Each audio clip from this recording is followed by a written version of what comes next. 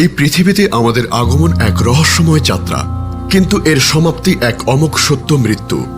প্রতিটি নিঃশ্বাস আমাদের মৃত্যুর দিকে এগিয়ে নিয়ে যায়, অথচ আমরা প্রায়শই এই চরম বাস্তবতাকে ভুলে থাকি। আসসালামু আলাইকুম রহমতুল্লাহ।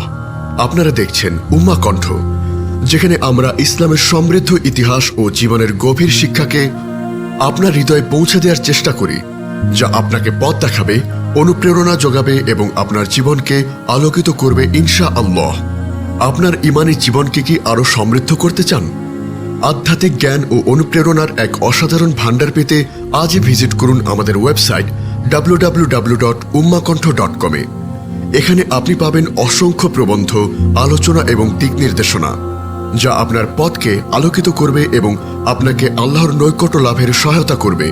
তাই এখনই ঘুরে আসুন এবং আপনার জীবনের এক নতুন দিগন্ত উন্মোচন করুন। প্রিয় শ্রোতা, আজ আমরা এমন এক বিষয় নিয়ে আলোচনা করব যা নিয়ে আমরা সবাই কম বেশি উদাসীন। তা হলো মৃত্যু। এই মৃত্যু এমন এক বাস্তব সত্য যা থেকে কোনো প্রাণেরই নিস্তার নেই। আমরা যতই আধুনিক হই না কেন, যত ধন সম্পদের মালিক হই না কেন এবং যত ক্ষমতাশীলী হই না কেন, মৃত্যুর হাত থেকে আমাদেরকে কেউ বাঁচাতে পারবে না। পবিত্র কোরআনে আল্লাহ তাআলা ইরশাদ করেন, প্রত্যেক প্রাণীকে মৃত্যুর স্বাদ গ্রহণ করতে হবে।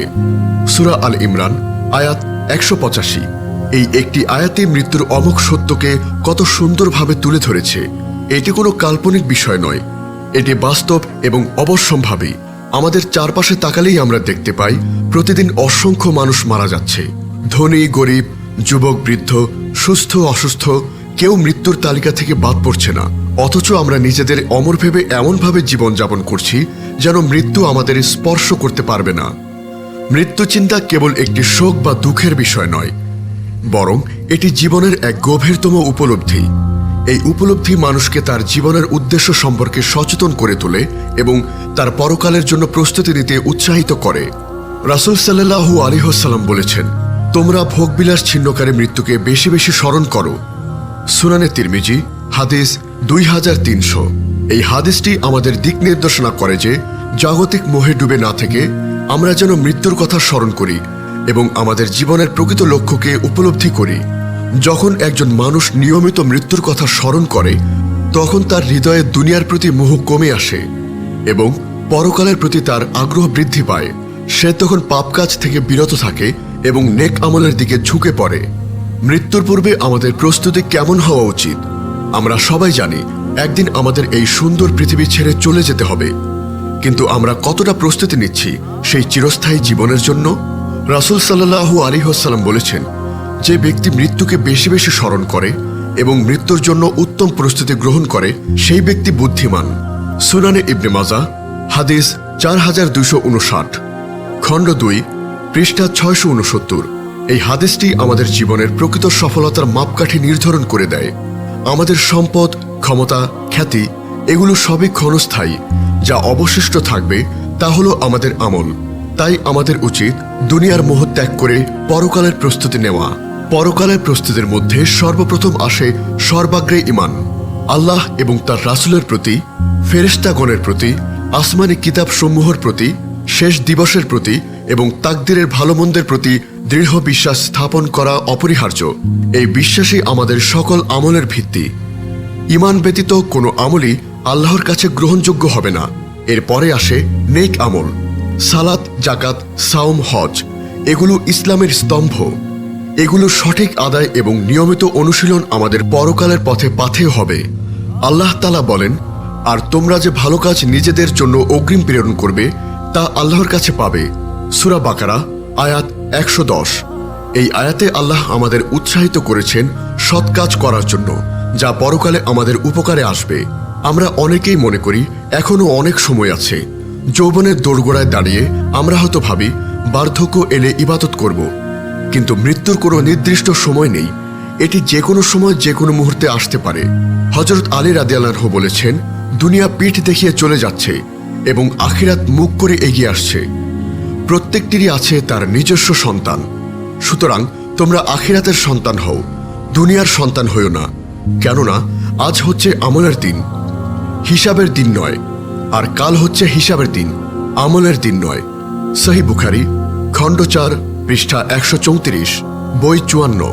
হাদিস 4881 ব্যাখ্যা এসেছে, এই বাণীটি আমাদের সময়ের মূল্য উপলব্ধি করতে সাহায্য করে। এই মুহূর্তই আমাদের জন্য সবচেয়ে মূল্যবান, কারণ এই মুহূর্তেই আমরা আমল করতে পারি। মৃত্যুর চিন্তা আমাদের দুনিয়াবী ব্যস্ততা থেকে মুক্ত করে। যখন আমরা বুঝতে পারি যে আমাদের এই জীবন ক্ষণস্থায়ী, তখন আমরা অপ্রয়োজনীয় ঝগড়া বিবাদ, হিংসা বিদ্বেষ এবং অর্থহীন প্রতিযোগিতা থেকে নিজেদের দূরে রাখতে পারি। আমরা তখন উপলব্ধি করি যে এই সামান্য পার্থিব লাভের জন্য নিজেদেরকে কলুষিত করা কতটা অর্থহীন। আমাদের প্রিয় নবী হযরত মুহাম্মদ সাল্লাল্লাহু আলাইহি ওয়াসাল্লাম আরও বলেছেন, একজন মুমিন পুরুষের জন্য মৃত্যু হলো তার জন্য বিশ্রাম। সুনানে নাসাই হাদিস 1826।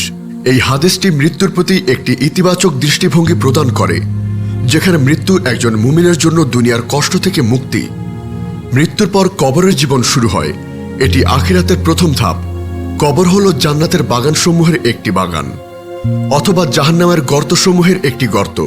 তাই কবরের আযাব থেকে মুক্তি পাওয়ার জন্য আমাদের আমলকে বিশুদ্ধ করতে হবে। রাসূল সাল্লাল্লাহু আলাইহি ওয়াসাল্লাম আমাদের কবরের আযাব থেকে আল্লাহর কাছে আশ্রয় চাইতে শিখিয়েছেন। প্রতিটি সালাতের শেষ বৈঠকে তাশাহুদের পর আমরা যে দোয়া করি, তাতে কবরের আযাব থেকে মুক্তির জন্য দোয়া করা হয়।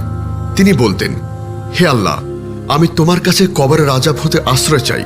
সহিহ বুখারী হাদিস 6367। আমাদের মনে রাখতে হবে, মৃত্যুর পরের জীবন হলো চিরস্থায়ী। সেখানে হয়তো আমরা জান্নাতের চিরসুখ ভোগ করব, আর নয়তো জাহান্নামের কঠিন আযাব ভোগ করব। তাই আমাদের উচিত এই দুনিয়ার সামান্য সময়কে কাজে লাগিয়ে সেই চিরস্থায়ী জীবনের জন্য প্রস্তুতি গ্রহণ করা। আল্লাহ তাআলা পবিত্র কোরআনে বলেন, আর যারা ঈমান আনে ও সৎকর্ম করে তাদের জন্য রয়েছে জান্নাত, যার পাদদেশে নদী প্রবাহিত হয়। সূরা বুরুজ আয়াত 11। অন্য আয়াতে আল্লাহ বলেন, আর যারা কুফরি করে এবং আমার নির্দেশনাবলীকে মিথ্যা বলে তারাই অগ্নিবাসী, সেখানে তারা চিরকাল থাকবে। সূরা মায়দা আয়াত 10। এই আয়াতগুলো আমাদের কাজের প্রতিদানের কথা স্মরণ করিয়ে দেয়। আমাদের প্রতিটি ভালো ও মন্দ কাজের হিসাব নেওয়া হবে। আমাদের সমাজের দিকে তাকালে দেখা যায় মানুষ কিভাবে দুনিয়ার মোহে ডুবে আছে। সম্পদ অর্জনের জন্য তারা হারাম পথে যেতে দ্বিধা করে না, অন্যের অধিকার হরণ করে, মিথ্যা কথা বলে এবং ওয়াদা ভঙ্গ করে। অথচ এই সব সম্পদ মৃত্যুর পর তাদের কোনো কাজেই আসবে না।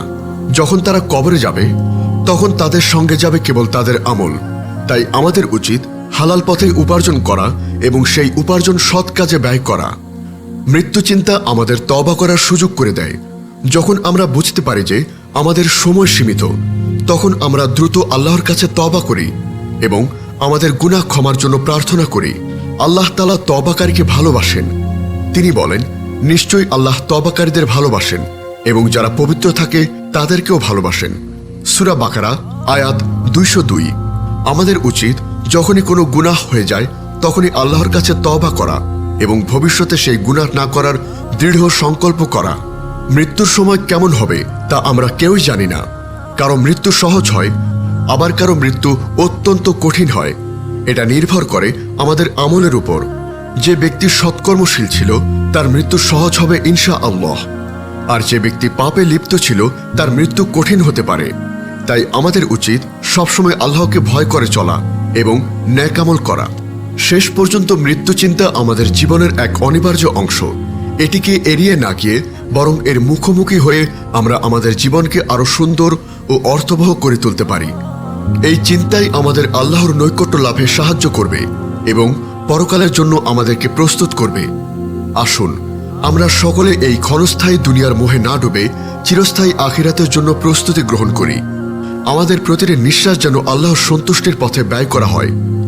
প্রিয় শ্রোতা, আমরা যেন আল্লাহর কাছে দোয়া করি, তিনি যেন আমাদেরকে সৎ পথে পরিচালিত করেন, আমাদের সকল গুনাহ ক্ষমা করে দেন এবং ঈমানের সাথে মৃত্যু দান করেন। তিনি যেন আমাদের কবরকে জান্নাতের বাগান বানিয়ে দেন এবং আমাদের পরকালের জীবনকে সহজ করে দেন।